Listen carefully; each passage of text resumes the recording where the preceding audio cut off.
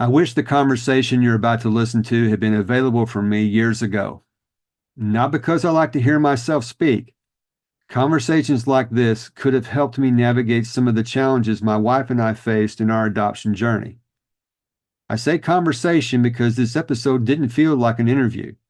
It was two friends talking about the stuff they've been dealing with, and you get to be a fly on the wall while they share their stories and struggles. I usually end these episodes with a daily doable, but today I'm going to begin with it. Your daily doable is to listen. Really listen to this conversation and allow it to take you wherever it does, even if that place makes you feel uncomfortable. Hope and healing are on the way. We've talked about nature versus nurture, but so we can have, this is a lot of adoptive parents struggle with this, is I'm giving everything I have, the caring, the loving, the empathy, the support to my child. Why do they constantly, I feel like they're keeping me at a distance? Why is there some type of imaginary wall there? And that wall, that imaginary wall, is the survivor mode in the child. When your adoptive home is filled with chaos, fear, and hard behaviors, it's easy to feel overwhelmed and alone. Hi, neighbor. I'm Tim Maudlin, an adoptive dad who's been in the trenches. This is Adoption Struggles and Support, a podcast for adoptive parents facing chaos, fear, and hard behaviors who want a safer, more peaceful home. Here you'll find practical biblical guidance and real-life anchors you can hold on to in the hardest moments. Anchors of hope and healing are on the way. Before we get into today's episode, I want to invite you into a private community I created just for adoptive parents. If you've ever sat in the quiet after a hard day with your adopted child and wondered, am I the only one going through this? You're not. I've been there too. That's why I created this community. It's a place where adoptive parents encourage each other, pray for one another, and share wisdom from the journey. Inside the group, I also post weekly encouragement and resources that I don't share on the podcast. Practical tools to help you navigate the real challenges of adoptive parenting. If you're in a difficult season with your adopted child, you don't have to walk it alone. You can join us right now at timsuggest.com/community. That's timsuggest.com/community. You'll also find the link in the show notes. Come join us, and let's walk this road together, one step, one prayer, one season at a time. Joining me today is my neighbor from Alabama, Erich Nelson. You might remember Erich from episode 53. Erich is a friend of the family. He was one of the individuals who was instrumental in my son Johnny completing his time in residential several years ago now. Erich is joining us today to talk about a topic that I'm quite curious to see how he's going to explain it, but I think it's important for all of us. Erich is the founder of the Do Life Big project. Erich engages in teaching and coaching on a range of impactful topics. These include the big lie, how society's relationship with success and failure is damaging our children, goal setting made easy, de-escalation by means of empowerment, and compassion fatigue. Through these endeavors, he continues to empower individuals and organizations to achieve their full potential. Erich embodies a deep commitment to mental health advocacy, always seeking to positively impact individuals fighting their fight. By blending passion, expertise, and a nurturing spirit, he continues to be a driving force in challenging core beliefs and empowering those he encounters to do life big. Erich, it's so good to have you here today. Before we let you talk, I wanted to say this. To this day, the impact you made on my son Johnny is quite evident. And even though I know you had some difficult conversations with him during his time in residential and afterwards, he still to this day respects you. And so thank you for being a positive influence in his life. Well, Tim, thank you. That certainly means a lot. I think you know me well enough. I like to laugh. I try not to laugh in inappropriate times. I'm working on it. I'm a grown up now, but inside I was laughing when you said difficult conversations, and Yeah, I'm the king of difficult conversations, but I appreciate that. Your entire family has been very near and dear to me and my colleagues and my friends. So I thank you as well. The topic we're going to talk about today, and I asked you for some suggestions, and because you're in this space and understand, what families like mine have gone through with adoption trauma and this journey that can be frankly challenging. You have this idea of being stuck in survivor mode and how that can keep us from truly thriving in life. And so I'm curious about how you're going to explain this to us because there are times where I felt like I've been stuck in survivor mode. The families, the Yeah. kids, whatever. So as we get into this conversation, what do you mean when you say survivor mindset?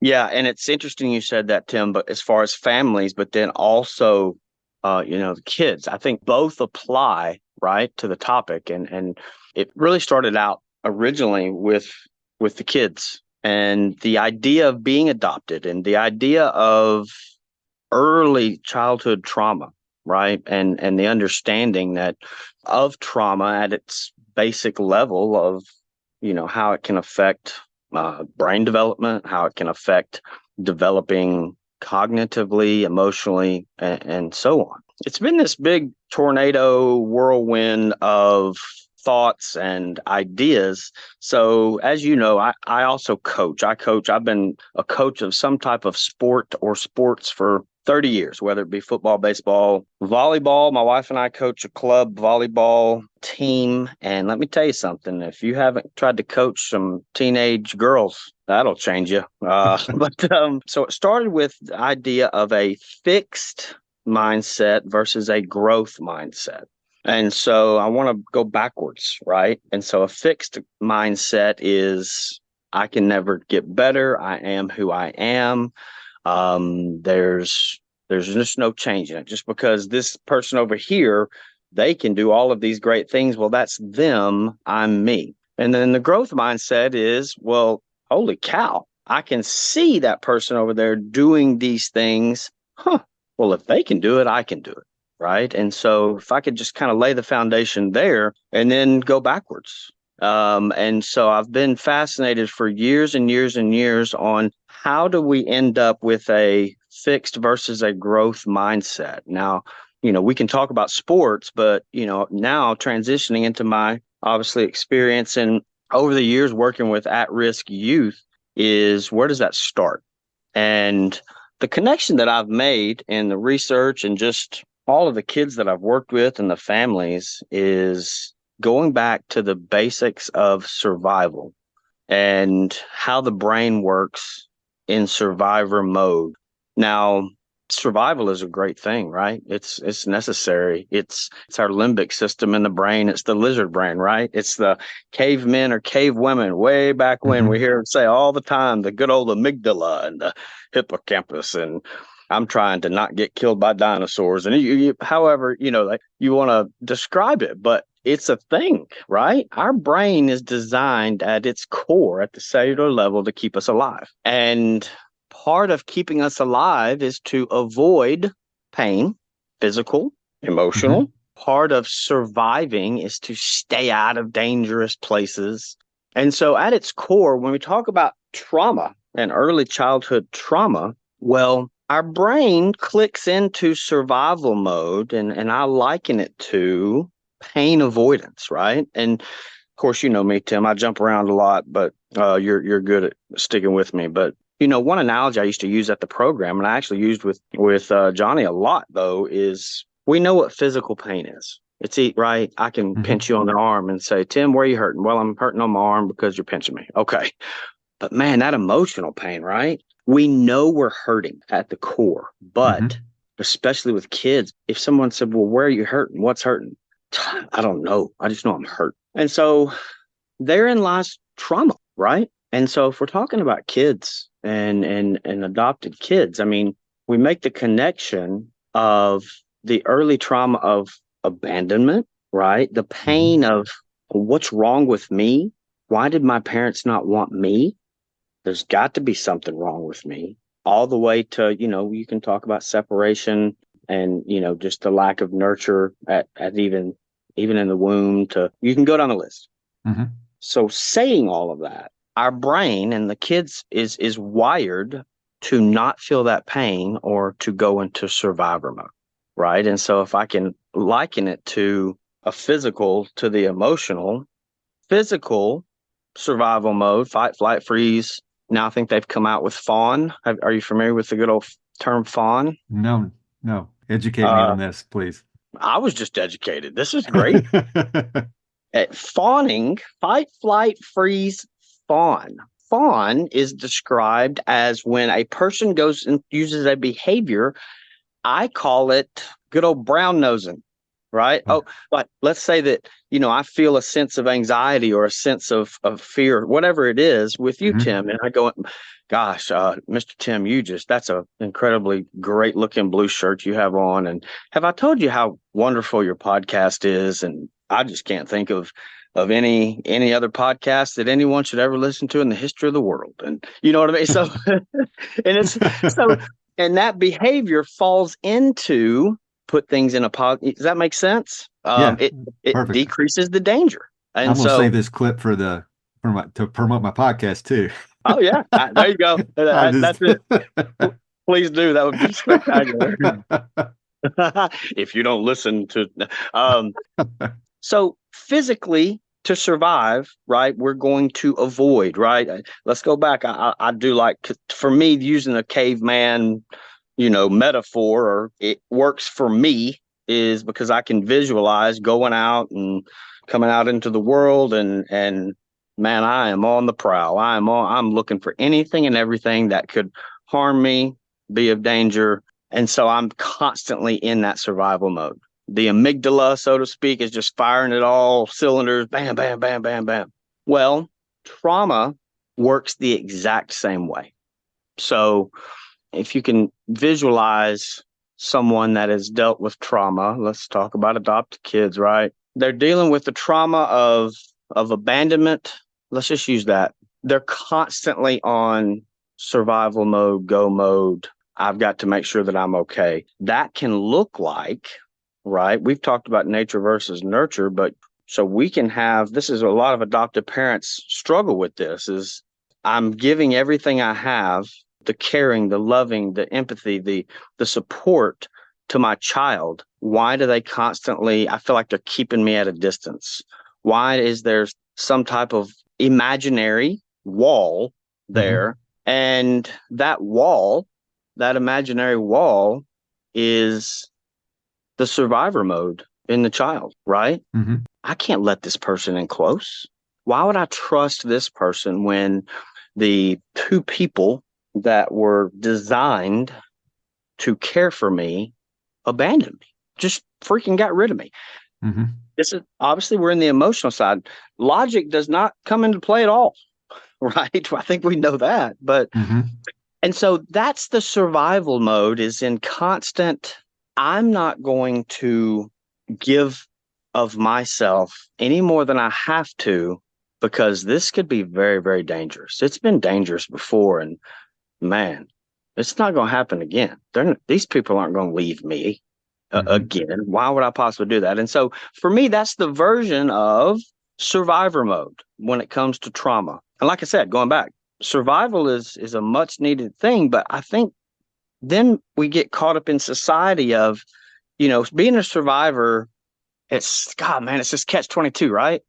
People celebrate survivors, right? And mm-hmm. That's good. We should, surviving is good. But man, there's more to surviving, right?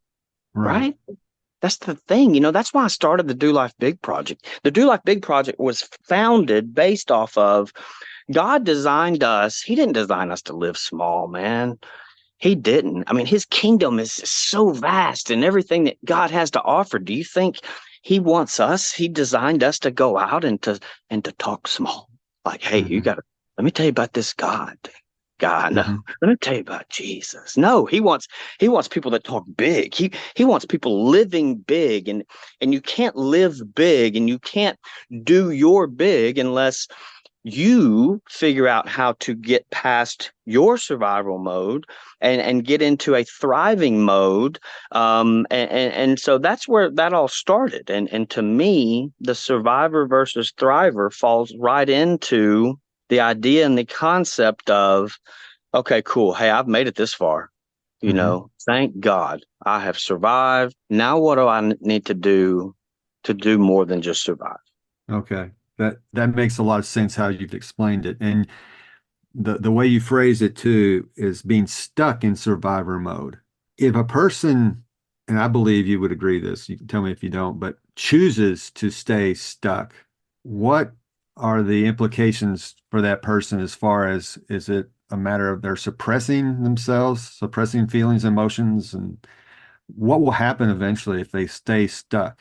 Yeah, so that's a great question. And so the first the first phrase that comes to mind when you ask that question, and I've asked myself that question, is victimhood.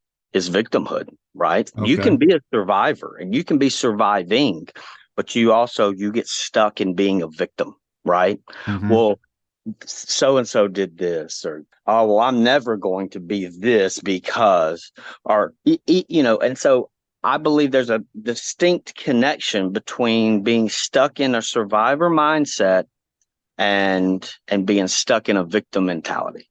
Okay. We can find excuses of why. For me, a victim mentality is, it's not taking full accountability and responsibility for yourself and for your feelings, for your emotions, and how you deal with things. Hmm. And it's so easy because, especially, think about this. Let's put it this way. It's even down to wording in society. So let's say that we have a young man, 19 years old. He was adopted at a young age, raised by incredible parents, up and down. Things were, trouble here and there, but we've made it to 19, right? The message a lot of times to that 19-year-old is, "Phew, but look at all that you've gone through. I'm so proud that you've made it to this point.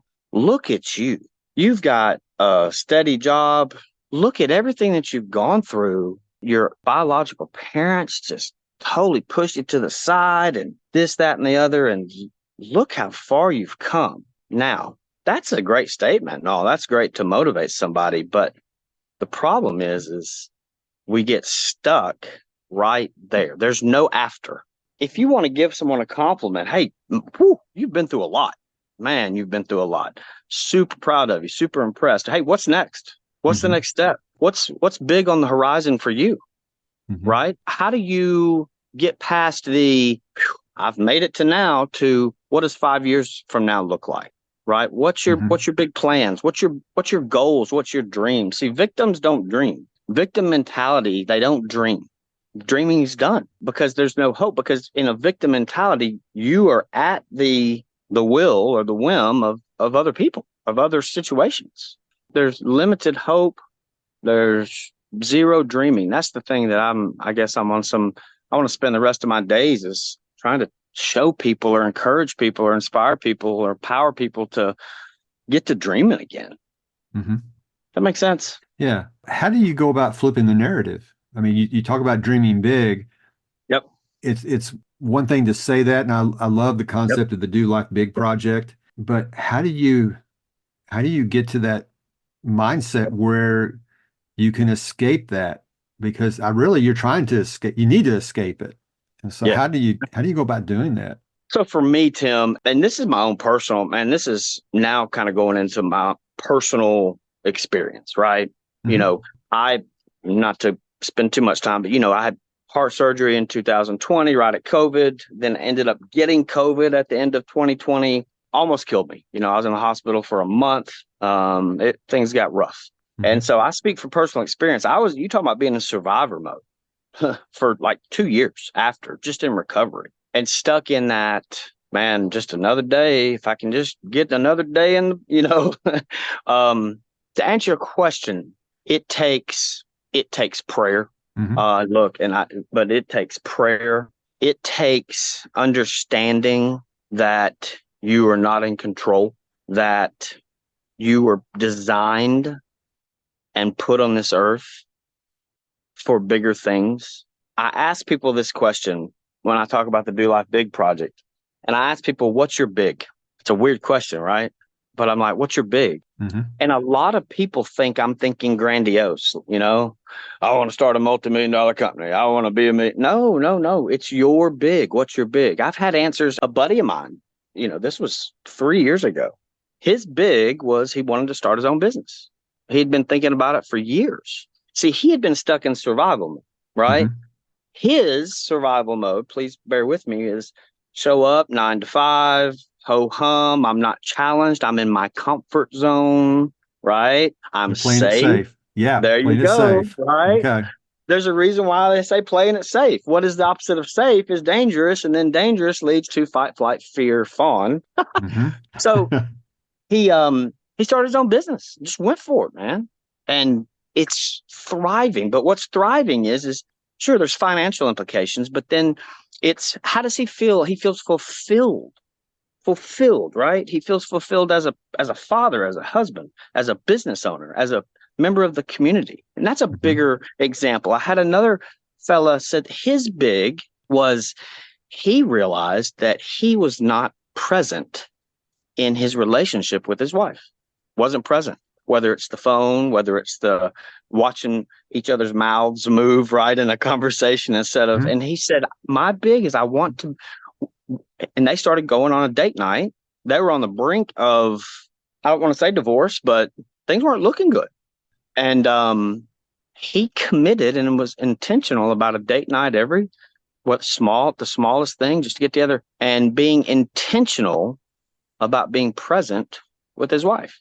Mm-hmm. And that's pretty cool. You know, I just talked to him last week and it wasn't me, but he thanked me for the idea and the challenge of changing his mindset. But he's like, look, we're in a bad spot, Mm-hmm. and so to me, that's another example of survival mode is what's going on in your life that is getting in the way of who it is and what it is that you want to be. Life can be tough. We like he would just be in mind numbing mode, you know. Mm-hmm. I'm just going to look at my phone or I'm going to do this. I'm going to check out, so to speak, So there's so many examples of, and I guess maybe I'm too generic in the term, but that's a form of survival, right? That's no different doing the mind numbing. That's no different. That's the good old, that's a form of flight, right? Mm-hmm. I'm going to get away from a situation that I'm afraid is going to make me uncomfortable or be dangerous. And so anyway, I'm not sure if I answered your question. To me, it's asking yourself, what's my big? Look, y'all, we were big old dreamers as kids, right? And then as we got older and we grew up and we started listening, our dream quotient, I call it, started getting knocked down and knocked down and knocked down and knocked down because of the quote unquote reality of life. And to me, that's the biggest problem. How do we tap into just the original? It's great to visualize and have a dream, but then to be able to get to the place inside of why can't I go after that? What Right. do I need to do to go after that? So I don't know if I answered your question, but You did, and it's got my mind just going in a lot of different places right now because I see how this can be a problem. Maybe a problem's not the best word, but a challenge, if you will, for the adopted children. yes, How they could get stuck in survival mode and just always play the victim card, which is not good as you've illustrated. I can also see the application for adoptive parents. absolutely. And, I was thinking, personally speaking, going through some of the things that we've gone through, you get to that point where you're just waiting for the other shoe to drop. So many things happen. And so you try to insulate yourself to protect yourself to survive, but you aren't thriving anymore because, well, what's going to happen next? You know, and so how you unpack that to escape it, you've given me a lot to think about. Prayer definitely comes into play, but it's something where you need to work on your mindset on a regular basis. And I use one of those tools that Johnny was taught in residential, where I go pen to paper, and that's how I try to escape that, but it's not easy and it takes time. So I see it applying to both the parent and the child.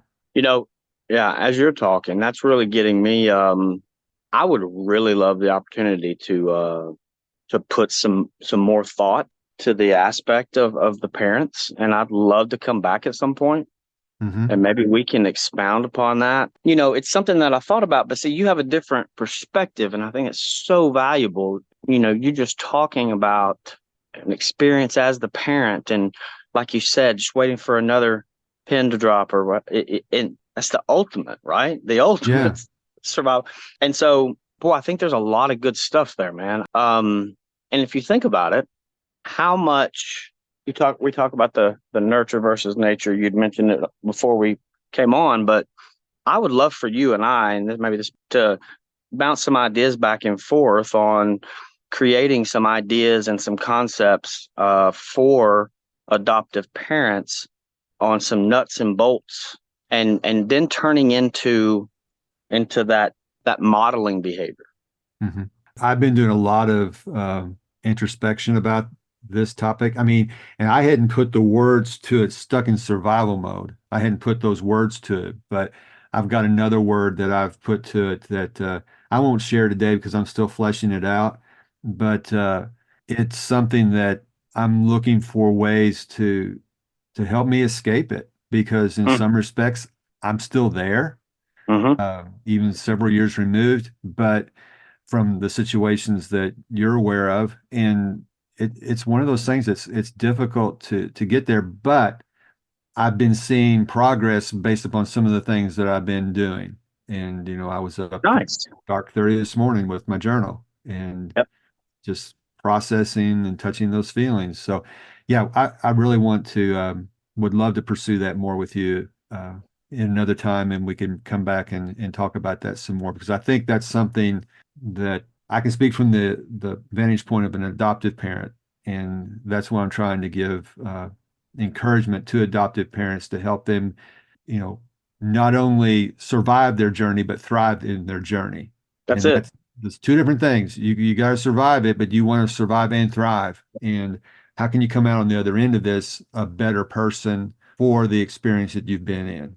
Yeah, for sure. And Yeah. and that's one thing when we first discussed, talking about this is I really focused in on the children, which obviously there's value there Hmm. and much needed. But, you know, actually this morning during my devotional time, I did feel I felt convicted. And I felt somewhat, I guess, personally, a little bit not embarrassed, but like I was frustrated with myself that I hadn't looked at the parent side more in depth, right? Hmm. But felt super convicted that that I really feel like that needs to be, like you said, fleshed out.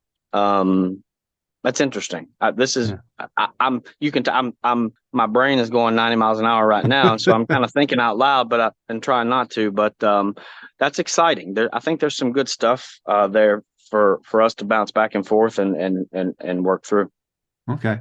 Well, we'll wrap it up for this episode. And just as a teaser, promise the audience, we'll come back and talk about this more and however many episodes it takes. But I think it's something that's worth discussing. And hopefully, we've kind of started the conversation that adopted parents need to hear. So, as we wrap up, then I want to encourage adopted children, not to play the victim card, to realize that there's so much life can afford them.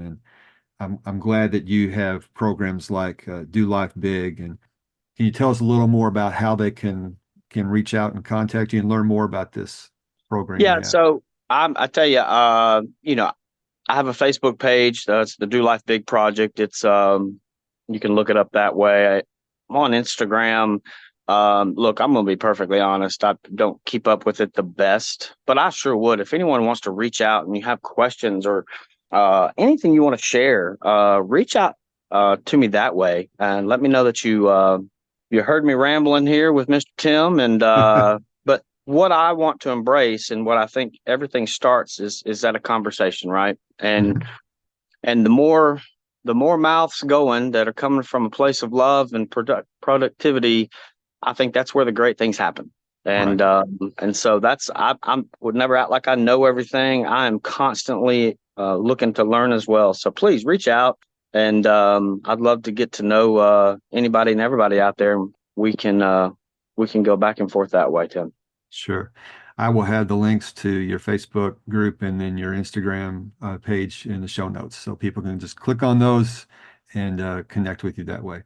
So again, thank you, Erich, for being here and sharing your wisdom with us on this topic. You've walked this walk with so many of these kids. And again, my son wouldn't be where he is today had it not been for people like you. So thank you so much. Thank you, Tim. I appreciate your continued friendship. I really do. You're a good man, and good men are good to have in your life. So thank you. Well, you're an anchor of encouragement for me. So I appreciate it. Thank you, sir. The conversation didn't end after Erich and I said goodbye. I kept recording for several more minutes as we bounced ideas off of one another and agreed to circle back to this topic. Stay tuned for more. But for now, here are some of today's takeaways. Number 1, at its core, our brain is designed to keep us alive. And part of keeping us alive is to avoid pain, whether physical or emotional. We're wired to survive. Number 2, surviving is important, but there's more to life than just surviving. Number 3, survivor mode can lead to a victim mentality where you're at the will and whim of other people. Victims don't dream because there's no hope. Number 4, stuck in survivor mode can affect both adopted children and their parents. And finally, number 5, to break free of survivor mode, one needs to shift from a fixed mindset to a growth mindset, from survivor to thriver. It's not just about making it through the day. It's about dreaming big, setting goals, and truly living. That's all for this episode. I want to thank you so much for joining me. Until next time, this is Tim, encouraging you to do what you can now.